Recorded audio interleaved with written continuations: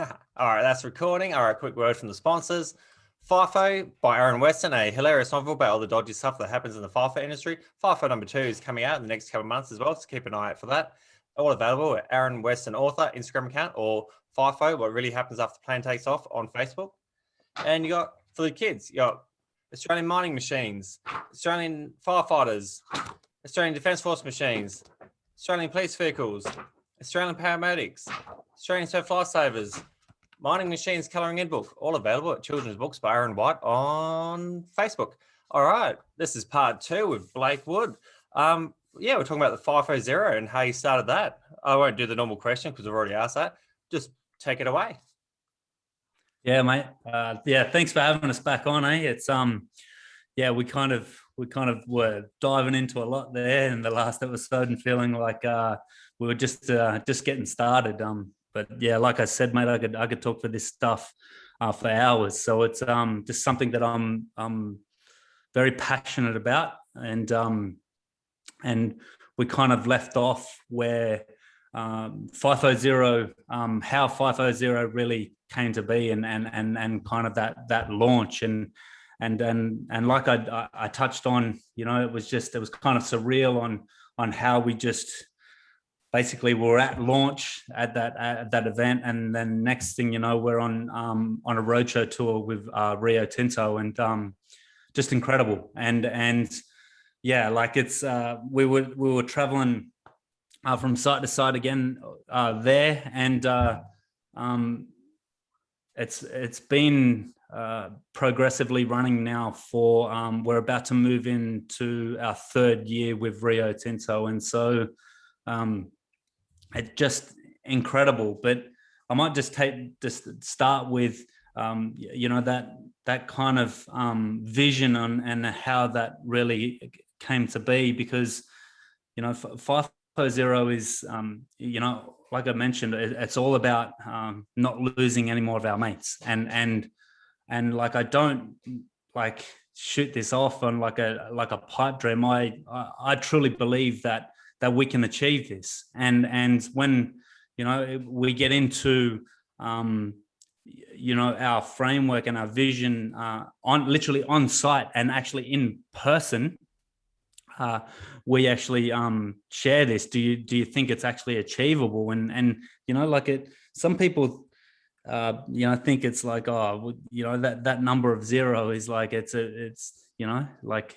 you know, the current state of affairs, like it's like that's a bit of a, you know, like how you going to do that, you know? But it's kind of bizarre, us as humans, that we are almost inadvertently condoning losing some of our mates, you know. And I've done a lot of study into this, you know, obviously in the lead up to you know, the launch of Fifo Zero and other campaigns and that are out there, and you look at Every Life campaign that Queensland do, the government program that they got over there, and you know, not just their one, there's many, right? And they've all got a focus in and around reducing the percentage to like to a certain percentage, you know, in 5-10 years time. And it just that blows my mind. So it's like I said, it's like we're inadvertently condoning losing some of our mates and family members and people that we love along the way. Like it's just a normal thing. You know, when you understand, you know, the human condition and what it means to, you know, like to transform and, you know, take your life to the new level, you know, where your focus goes, your energy flows, right? It's like, so let's put a focus on not losing any more of our mates, and let's create a culture that's actually supportive of that. And it's so there's, yeah, it's like just again, I go back to me being able to obviously have that transformation for myself. That's why I'm so passionate about it and seeing the need for it, you know, for our workforce and for our mates on site. And that has led me to other amazing communities that are out there that are doing amazing things and achieving the impossible. You know, there's a whole science and literature behind this. Like it's not something that's esoteric anymore. It's like people are actually doing this, and it's like, For example, I got connected to a community called Abundance Digital, right? And they give everything cutting edge, like that are disrupting industries, new models that are coming out. And, we're living in exponential times, and we're kind of linear thinkers. We don't think in exponential terms, right? And so when we understand what's actually at play, we see that we have this convergence of technologies that's allowing us to reach and transform industries in a way that it's never been seen before. And this really excited me, because a part of that process, at the time really helped me to have that kind of vision. It says they talk about going after a world grand challenge, and like, how can you actually implement that and like implement the processes that need for you to achieve that. That's like that's what dreams and goals are all about. And I mean, these guys are like a billionaire entrepreneurs. They're not they're not somebody just, this is a pipe dream. This is something that we're just think will work. Like, they're actually doing this stuff. Like, and their work is reflective of that. And that kind of inspired me at that time. Like I mentioned before, I was doing the Are You OK stuff. I created the fitness challenge within the CrossFit industry. We were like at 28 affiliates all over Western Australia. They did like a hero, workout. I did it, made it up after Gavin Larkin, the founder of Are You OK? And so they resembled that. And, each team did that workout on the day. And, the coach shared what the meaning of it all is, and how really putting a focal point again on these communities that are helping people far beyond the physical well-being. It's the emotional well-being that goes unnoticed. And so that's what we really wanted to help people know, that these communities exist, and that support is available. And so this, again, all of this went into the vision of Fifo Zero, and it's like, so how can we, firstly be better for ourselves and move through any challenge that we're going through within our life, and secondly, how can we create a culture that's supportive of that? And so, man, I remember being on site like with BHP, and like I said, how excited I was in the very beginning, like, and that just didn't last. Right. It's like, and it's a why doesn't that last? Like, I'm fucking earning 142,000 a year. I work 6 months a year for that, and I'm fucking miserable. Like, I fucking hated it. Like, how did I go from all my dreams have come true to fuck, this is Groundhog Day, like fucking resenting getting on that plane, and when like I'd get to, the airport at, at Port Hedland, at the beginning of the shift, and you're standing around waiting for the cars and everyone to get there, and everyone's standing around like, oh, fuck this place, like, is it flyout day yet? This is first thing in the morning, first day of your shift. You know what I mean? It's like, it's that energy that you're in and around, and that's the culture. And so it's like, well, like I said, how do we create a culture that is connected to how amazing the opportunity is, and how do we not lose that for ourselves along the way? So there's a big shift there, and that's where, we share a lot on where at Fifo Zero, we're a proactive approach. So we go way upstream to where our challenges and our struggles in life are much more manageable, and we help individuals understand what that process looks like. So how can we know for ourselves that we can move through any challenge that we're going through, and know that, it's just the circumstances and that's going on, and that we can actually move through it. And that's the power of the transformation, the program that I've mentioned that I went through. This is the framework, right? It's like, how can we have that ability for ourselves to know that we have that power within us, and we don't get, it's interesting when I first heard George understand his work and the emotional intelligence and the self-reflecting of all that. He explained depression to me for the first time, and I'd never heard it being explained to me in this way. And basically, he explains it in a way that says that we get depressed into a version of ourselves that keeps us stuck. We can't see a way out. And so we get that way neurologically and biochemically, physically in our body, in accordance to our environment, our life, our circumstance of what we're actually going through, and we can get caught in that loop of that conditioning for our whole lifetime if we're not aware of it, if we're not aware of the human condition on how the brain, the body works. And so this was that self-reflection for myself that I had through this process, so yeah, it's about, like empowering our workforce to have that knowledge for themselves, but also knowing that, when life gets too much, like we've all been there where, we've got fucking seem like 10 things are going fucking wrong at once, when it rains, it pours, it's like, it's, and we can feel snowed under, we can feel overwhelmed. And it's like, well, at these moments, like, we're going, fuck, we just acknowledge that it's shit, right? It's like, yeah, fuck, shit's fucking shit right now, but like, okay, so how can we move through this? And this is where we work so well with EAP services. We like, how can we can like utilize the EAP services, the professionals that are there that actually help you shift your perception and see your challenges differently and move through it. Like, we have to change our relationship to the challenges that we've got going on in our life. And this is what we do. Like, this is breaking the stigma. Because right now, what we're leading our, not just in FIFO mining, right? It's mental health. Is like, we're leading people down a path to say, look, you've got fucking something wrong with you. If you're not able to move through, your challenging situation that you've got going on in your life, you've got a fucking problem. You've got a mental illness. And people are like, well, they shy away from that. They don't want to hear like that they've got something wrong with them. And then they don't want to be told that, like, who wants to be told that their shit stinks? Like, nobody. Like, it's like, but this is the thing. It's like, so how can we empower our individuals, like our workmates and our community to go, well, now we can utilize these EAP services with we can go to them with a circumstance. Say, listen, I've got this challenge going on in my life. Can you help me? Like, I've got fucking this going on as well. And this is doing my head in. Like, how, like, it's just a fucking clusterfuck. Like, how can I move through this?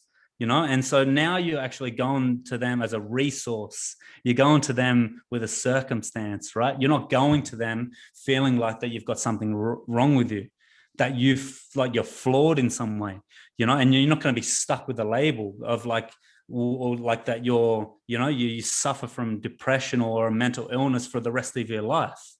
It's an interesting conversation. It's a very different one to have, right? It's like, and this is how the way we see it. We want to see, like, we have a mental health crisis. We have an identity crisis.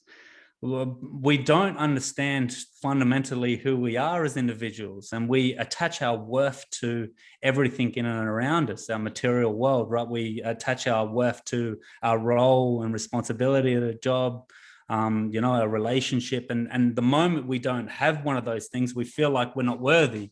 I used to do it all the time. Like, I thought I was, like, I love my cars and stuff like that, like I thought I was somebody because I had, the best, fucking car in the neighborhood, in the driveway. And so it's just like, it's interesting that we do this as individuals, and so we feel like that this is a game changer when we as individuals can, like I said, move through a challenge that we're faced with in our life, like when it's actually going on in a completely different way. But when we build on those personal skills for ourselves, that empowers ourselves, and then we literally then get to a point where we don't need to speak to anybody. We just know that, well, oh, fuck, we're going through a shit time right now. Like, what is it about this situation that's making me think, feel, and act this way and see this situation in this way? And how can I see it differently and move through it? And so that's the process, right? And so, and when you do that on an individual level, and you've also got, like I said, the second component of it, the culture element as well. And you've got, you've got a culture, like you've got a workforce that on an individual level is doing that for themselves, but also you've got a leadership team that is actually facilitating that for themselves as well, but on a level and an integration process that allows the workforce to thrive. And that's a game changer, mate. It really is. Like, can you imagine going to work and actually, like the environment's very different. Like everybody's like happy to be there and knows that, we've got each other's back.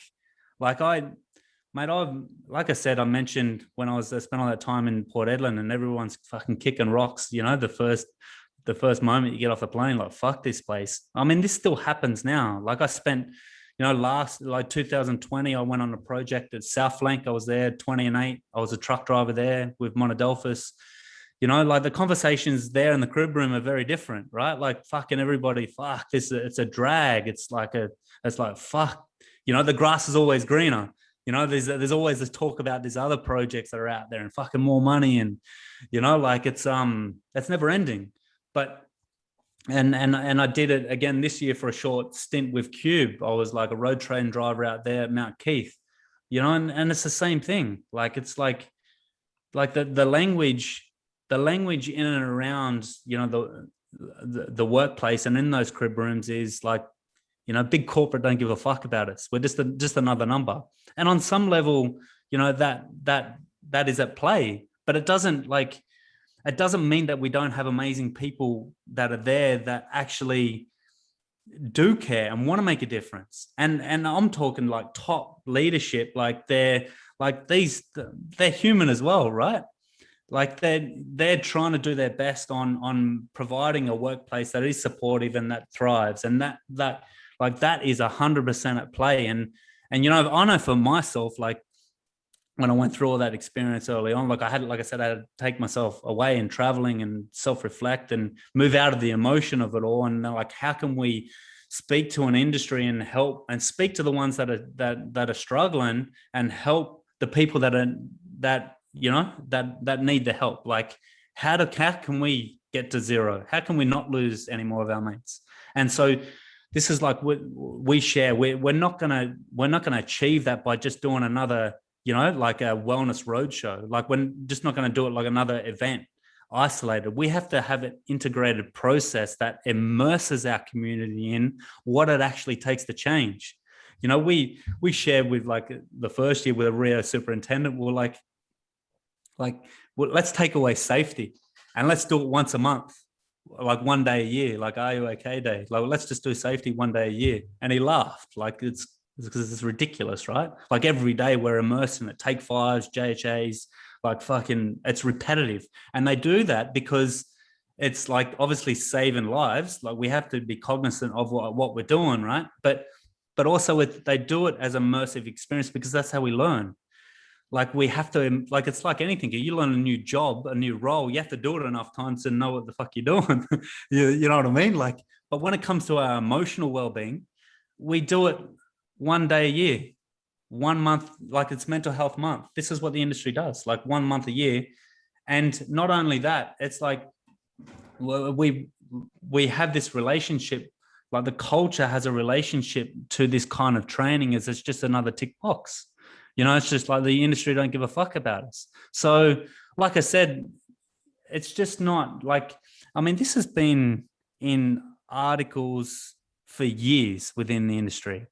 Like this is systemic culture. It's been ingrained within the industry. If you speak up about your challenges on site, you're just going to get a window seat. Like this has been the language ongoing. And so we as individuals, I keep mentioning there's two parts to this. Like we as individuals have to know what's going on for ourselves. Like in an individual level, how can we shift the way we see things and be better for ourselves and the people around us? But the mining industry has to understand the culture that they already have. Like we've created this, so we've got a culture that still doesn't trust. And so how do we shift that away from big corporate don't give a fuck about us to they actually do give a fuck about us, So this is a conversation that I had, in the first year that we launched, we were on 6PR, right? I was interviewed, and I give the example of like, how come we've got so many people in the industry that thrive, that fucking love getting on that plane, and like there's many that do, and there's many amazing leaders that are out there that do love that and do want to make a difference. We've been met with them at Rio. Like the second year was just incredible, mate. Profound from the first, right? But yeah, so like how, like, so we've got that. How come so many thrive, but yet so many struggle, right? So it's literally the same environment. So why is that? And this is where it comes back to that personal development stuff on element, like of self-reflecting. So how can we on an individual level know what's going on for ourselves and shift, and how do we know as a collective, as a culture, what we've got going on? And so that's that those two elements, that like understanding that example, like so many thrive yet so many struggle, but it's the same environment. That tells you that it's our internal environment that's creating the struggle, right? But yet we have to understand that the culture is contributing to that as well. It's like people feel like that they don't have a choice. They feel like that they can't speak up, you know, and so they feel like that they're not valued. And so we believe that we can literally flip that on its head. You can shift a culture. Well, then, like I said, because the leaders and supervision are there. You know, like I said, last year, the second year running that we did a roadshow over 6 weeks with Rio Tinto, mate, we were met with a leadership team that I hadn't seen before, and it was profound. Like we were going from site to site, sharing the message, mate, and it was just, they were just all over it, leading out. They were being a part of it. They just like, they understand the importance of it, and they want to make a difference. And so, and mate, they like, those people are out there, and they're within our industry, you know, they are passionate about it. And so that's what's needed. You know, it's that level of leadership and influence that needs to shift that culture. You know, we can't do it on our own. And I even share it, you know, on site, and like with sharing my story, like I can't just do it on my own with just my story. You know, I'm like, we have to bring these conversations to the surface and normalize the struggle and the challenges that we all go through, because it's just life. We're all faced with these challenges, right? But like I said, we lead people down a path of like, you know, if you're challenged with something's going on, you've got something fucking wrong with you, and you need to go see an expert about it, right? But it's yeah, this is just such an empowering thing, we feel, you know. And mate, this is like I said, wholeheartedly something I believe that we can achieve. You know, I believe one day it'll be normal to you know, like it's have the message of like, you know, we've not losing you know, any more of our mates in this way, and you know, it'll be normal to, you know, be a part of a thriving culture. You know what I mean? It's like, it's, man, when you dive into this stuff and we embody that for ourselves, it's just, as it just opens up our life, right? And just there's so many things of, you know, like that we're passionate about, and then we want to be involved. We got to, you know, we can see our life for the first time. But like I said before, like that example of being depressed into versions of ourselves, we can't see a way out of it. And life's not fulfilling because we can't see a fulfilling future. You know, it's that vision's not there. And so, yeah, there's a lot of like, obviously, this is why there's a lot of play with that. You know, there's obviously the you know, the perception element of it is everything, really, because it's those like filters that we have for ourselves that determines what we experience in that environment. That's why, like I was kind of alluding to that with the example of, you know, a lot of people struggle, but yet a lot of people thrive. So that tells you that on an individual level, we're experiencing that environment very different. And so that's where we've got many perception filters on how we're experiencing our environment. And and there's obviously a lot of conditioning, like I talked about in our previous our podcast, is that, you know, our life upbringing, you know, with that contributes to our filters on how we see life, and then how forward then we act and behave, and you know, like what we kind of envision for ourselves, and we can kind of get blindsided by that. Like, you know, like if you think of like a train track, you know, if you're on a train track as an example, you've got a belief system and a way of being that's all you see, and you can't see a way out of that. And this is where you're like depressed into a version of yourself, right? You can't see a way out. But if you've got like that tap on the shoulder and you've got that perspective outside of that, you can almost see the situation for what it is. You have the ability to self-reflect and understand why you're having that outcome to start with. Then you can change tracks. And you can do this over and over again and have a different outcome. And this is like literally, and when you understand this, it's like I said, it's not a coping mechanism. It's like a transformative one. This moves into thriving, and you transcend all that, and you move into areas of like, man, you know, anything's possible, right? And I just love those people that are out there that are doing that. Like I mentioned, the Abundance Digital community. You know, like I love the work of like Stephen Kotler and Jamie Wheel, and they, you know, his latest book called The Art of Impossible, you know, and they all work on the peak performance, flow development, and they've literally quantified, you know, that biochemistry element of what that actually means. Like, how do you get out of your head? You know, how you hear people say, you got to be present, you got to be in the room, not thinking about everybody else. And so they've studied years and years high performing Red Bull athletes, you know, that are jumping off the side of a mountain, skydiving. Like when you jump out of a plane, you're not thinking about the fucking bills that you have to pay, are you? You're fucking right there. You're in the moment. And this is actually a biochemical thing. So the rational mind switches off. And so you're in the moment. And this is what they call flow. And it's an interesting thing about, you know, the program and George's work. Step 3 and 4 is imagination and intuition, and that is flow. So it's yeah, I just, like I said, I love this stuff, and it just, like I said, it's seen my life go from being, like I said, chronically depressed, you know, suicidal thoughts, to thriving. Like that just doesn't happen, you know. That's a process. You know what I mean? And this is the same process that we can take for ourselves as individuals. And like I mentioned, the incredible work that's out there that people are doing, that are making us understand that this is actually at play. Yeah, and that's why I love that. Like that, I mean, that kind of work that they're doing there with the flow development, because it's peak performance, it's leadership, and it's like, how can we create the impossible? Like it's how can we move out of, you know, our head and get the creative insight to give us the breakthrough that we need. And this is where, you know, that's what is at play for us as individuals.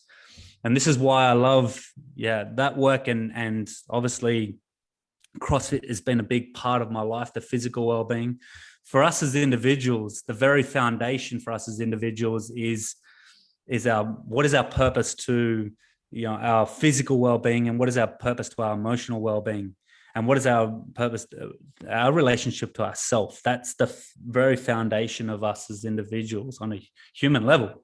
All of us, that's universal, right? And so when we can understand that well for ourselves, then we can move into roles and responsibilities and move up the hierarchy of achievement. Allows us to be cognizant of, you know, like of how we are creating our you know, our life. And you know, this is like all that work, like I said, I've been immersed in for the past 10 odd years. You know, step 5 in George's program is purpose, right? And you hear it language, you know, like all the time out there, and from many different people. And you know, it can be kind of confusing for people because we kind of feel like that we have to find one thing, and that's our purpose, right? But like I said, the very foundation of us as individuals is what is our purpose to our emotional well-being and what is our purpose to our physical well-being. This allows us to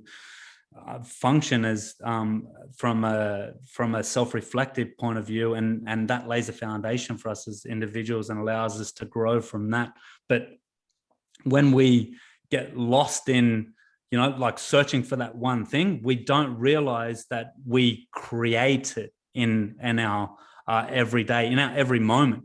You know, like, so what is my purpose to being a workmate? Like, what is my purpose to being a father? Like, what is my purpose to being a husband?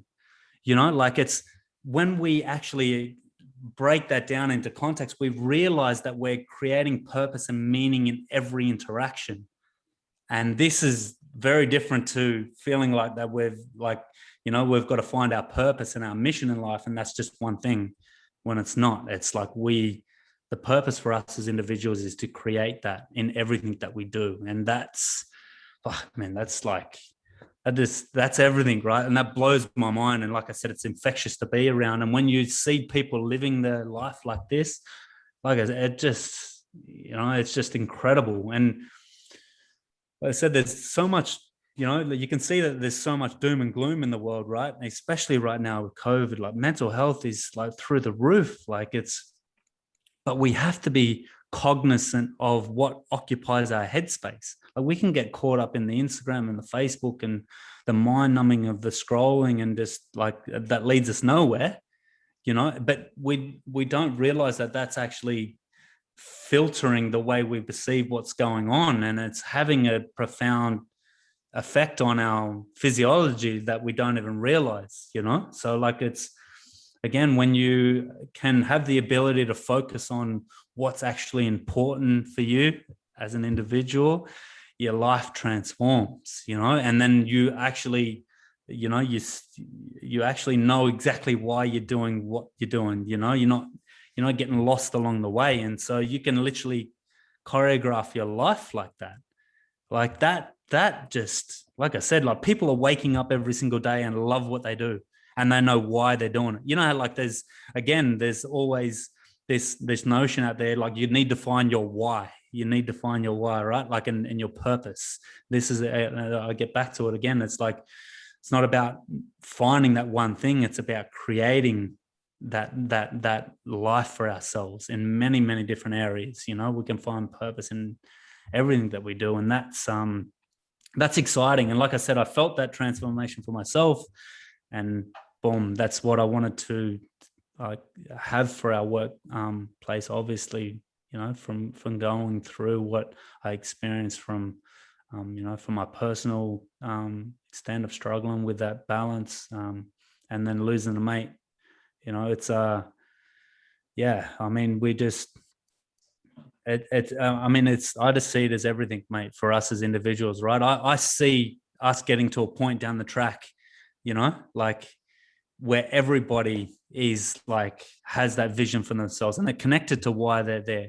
You know, like, I remember, like I said, I thought my dreams had come true when I first started. You know, we're connected to what that brings for ourselves and for our families, right? Why can't we stay connected to that through our whole journey of being there? You know, why do we lose that along the way? And that's where I get to the point of self-reflecting. If we feel like that, we're just like, it's fuck, we hate it, and we've lost that you know, for ourselves. And this is where we have to go, well, what's missing? You know, why am I experiencing that way? And again, like, having it as a situation, not feeling like we're flawed. It's just the human experiences. This is how we're wired, you know. It's I mean, I was never taught this stuff in school, this emotional literacy of like self-reflecting and understanding that at play. You know what I mean? Because like, when I like I said, all I wanted to do was play rugby league and golf. Like, in the moment I fucking felt like I didn't achieve that, my life was over. I was like, I had my shot, because I'd got lost in the identity of like becoming, you know, that was part of who I was. You know, in the moment that I lost that, I was like, oh fuck, you know. And this was when you have these ability for these tools and the framework to understand that, then you're like, oh shit, like, I see why I was so distraught when fucking my relationship split up. Like, in love with a girl, you know, for a couple of years, and like I was learning along the way, right? We split up, and then I was a mess, you know, fucking hitting the drink, like just go and get fucked up. It's like, you know, but for the first time, I'd realized like, oh shit, like the moment I don't have that, I feel like that I'm nobody, you know, like it's like I don't have, you know, like it's you kind of you lose that worth. Hey mate, got a little one there. Say hi. Ah. Hey buddy, how are you? He said, how are you? So answer him. Say good, thanks. Good, thanks. All right, hop out. Almost finished. We got about another 4 minutes. Yeah, bro. So yeah, well, the flu again. It's yeah, mate. So there's a lot there, right? And yeah, it's exciting. So like for me, I just want I want our you know, our workforce and our friends and families to have this ability for themselves, you know, to know that we can move through any challenge for ourselves and come out the other end, not just surviving, but thriving, right? Because I've felt this for myself, and this is very real. And I know what's possible. And it's just amazing and great to see that our industry is seeing that now as well. Like I said, the conversations now with Rio Tinto, where we're actually in planning now to roll out for the third year running with them. And like I said, they're actually now languaging to us. They know that they have to move away from the isolated once a month mental health month. That's not working. So this is incredible. And like I said, there's a leadership team that are all over this. They know that this is what needs to take place. We need to empower our workforce before it gets too late. You know, so we have to have that immersive process, and that's what the framework that we've built at Fifo Zero. So it's George has developed a mental safety system that's integrated into our HNS, and so it's an ongoing thing.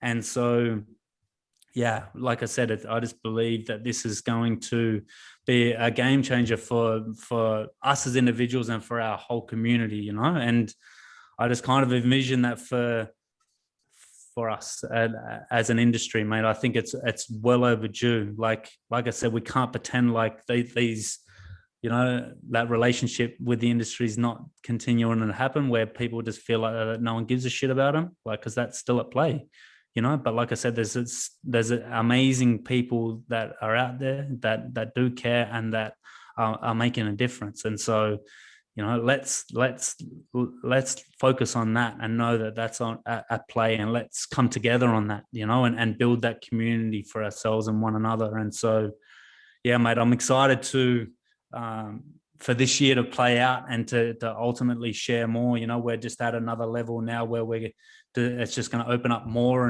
and more, and yeah, it's exciting. It's exciting. So what's in the future for you guys? Oh, for you personally, are you going to do what's in the future for you? Anything cool? Yeah, mate. So, pardon? Anything cool or exciting coming up? Yeah. So, I mean, for myself, like there's plenty of things that I'm excited about. Like you know, obviously the all the stuff we're doing with the Fifo Zero stuff, and you know, for me as an individual, you know, like I said, I a lot of cool things that I get excited about, and technologies and you know, creating stuff for myself. And yeah, I love doing that. Where, you know, the co-founder of Verve Education, Mark. So George and Mark have co-founded Verve Education, and so Fifo Zero is a division of the bigger picture of what they're building. And so, yeah, one of the cool things there is that he's bought a property down in Nannup, and so we're going to be building a facility there. It's an actual retreat, an old winery. But yeah, we're bringing that back to life. So there's going to be a transformational process there that's coming. So that's an exciting thing that's coming up that we're doing. But yeah, many things. Yeah, within the industry. Yeah, many cool, exciting things of how this is going to develop and grow. I think, you know, this conversation is going to be more normalized. I'd love to be doing more of this stuff for us and with everybody in the industry moving forward. So we continue to normalize that challenges. And yeah, man, there's so many like cool projects, like, yeah, I touched on the art of impossible and Stephen Cotland, that work, like the lady that ran his company, Claire, she's a good friend of mine. She's in Perth, so there's like, she works in and around flow development, peak performance. Like, I just love that stuff. So yeah, I just want to be learning more about that kind of thing and peak performance, and how do we create the impossible for ourselves? Like, what does that look like for ourselves? And there's more elements of that coming up. So you might see more of that down the track in future, which is exciting. So yeah, like I said, mate, there's hours of this stuff, I could share ongoing. So maybe we could do this, again, even down the track and touch base, mate, because it's it's kind of never ending. Awesome stuff. All right, we better wrap up here. Well, thanks for coming on the show. Did you have fun? Yep. Yeah, mate, I have. And like I said, mate, this has been my life. This is the conversations I'm having every day, you know what I mean? So it's living and breathing, and I just love it. So yeah, enjoy it thoroughly. Cheers Awesome. again for having us, mate. No worries. Thanks for coming back on. All right. Well, yeah, that's a wrap. I'd like to thank Blake again for coming on the show. And I'd like to thank you, the listener, for listening. Please tell a friend about the podcast. Have a fantastic day. All right. Bye.